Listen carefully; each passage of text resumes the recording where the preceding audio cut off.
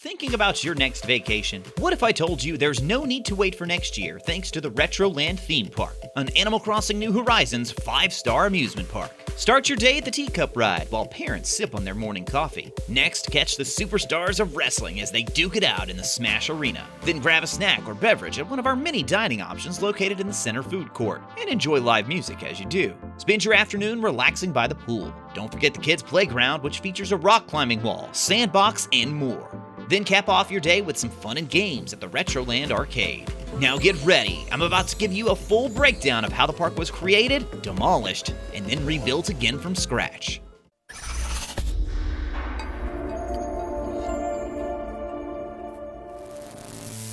People of the internet, Retro Racketeur here, your guide to family-friendly content in the world of video games. So a couple of weeks ago, I published this video, and to be honest, I was pretty proud of the theme park we'd created. What if I told you I completely demolished nearly all of the old theme park and built a new one from scratch? Well, that's exactly what I did, and now I just have to share the new and improved version with you. If you stick around to the end, you'll see just how it has completely changed in so many different ways, guys. It's crazy. Now, this just so happens to be my favorite spot on my island, but I'm curious to hear from you guys. What creations are you most proud of so far, or what are you hoping to create? Let me know down in the comments. I'd love to hear what you all are creating. And by the way, guys, our island is now officially a 5-star island. Obviously, others hit this milestone much faster, but my son and I have really been playing at our own pace and not getting into too big a rush, and I could not be prouder of where we're at. Well, as for my new theme park, this is the focal point of our 5-star island, and it all starts with the entrance. You can see one of our first upgrades right from the start with the new metal red ramp, which replaces the old blue wooden one we had previously. Also, much more organization to the flowers this go around. What's funny is I joked last time about us having too many flowers, but I actually used nearly all of them up here in the revamp. They're just way more spread out, as you'll see throughout the video. You probably already noticed we switched to the Imperial Fence as well, which I think matches the ramp into the park quite nicely. As you enter, you'll see the 2 marketplace flags on both sides and also a stone arch as you make your way forward. 2 booths on either side as well, with one booth having the magic hat and the bingo roller drum thingy. Yeah. I included 2 fountains on either side of the entrance, as I think these fountains look really good in a variety of locations. I have several of them on my island, and they're definitely one of the most versatile items you can use.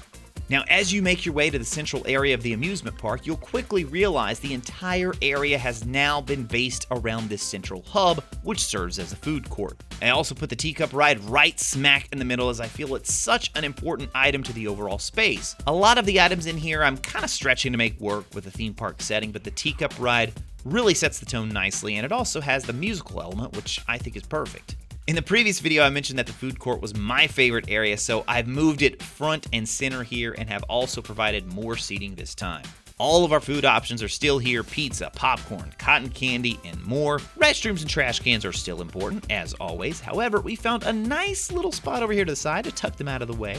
After all, you need the convenience of them nearby your food area, but you really do not want to be smelling them as you sip your morning coffee. The music area is still there on top, so folks hanging out in the food court can enjoy some live entertainment. Now, to the left of the food court, we have the wrestling ring, which now features a table for the broadcast announcers, as well as an entry line to handle all the traffic flow for this top attraction. Oh, and don't forget those Smash Bros logos on the side. You'll also get a glimpse of the Godzilla monster here as you wait in line, in addition to a nice view of the sea. Maybe it's my history of playing hours and hours of Sim Theme Park as a kid, but how awesome would it be if we could actually invite others into our island, charge admission, and have them use our attractions, purchase food? Okay, I realize those expectations are way too high, but hey, I could dream. Come on, Nintendo. So let's make our way back across the food court now and head over to the swimming pool. Now, this area is probably the one that's changed the least from last time. I just didn't think there was all that much we could improve on here, other than organizing the flowers a bit better. The playground area is larger now, and we've added a rock climbing wall in addition to the slide, bouncing horses, and sandbox.